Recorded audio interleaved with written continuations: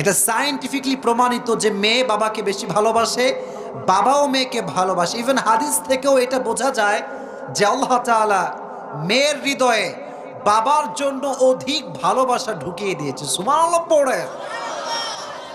এবার বলেন তো, নবীজির কলিজার টুকরা মেয়ের নাম কি ছিল? ফাতিমা রাদিয়াল্লাহু তাআলা আনহা।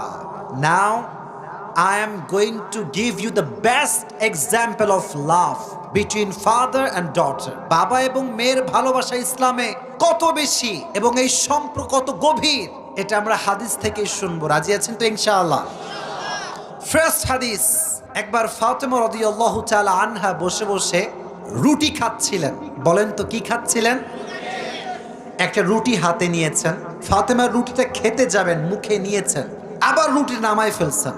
নামানোর পরে ভাবতেছেন, আয় হায়, আমি রুটি খাচ্ছি, আমার প্রিয় নবী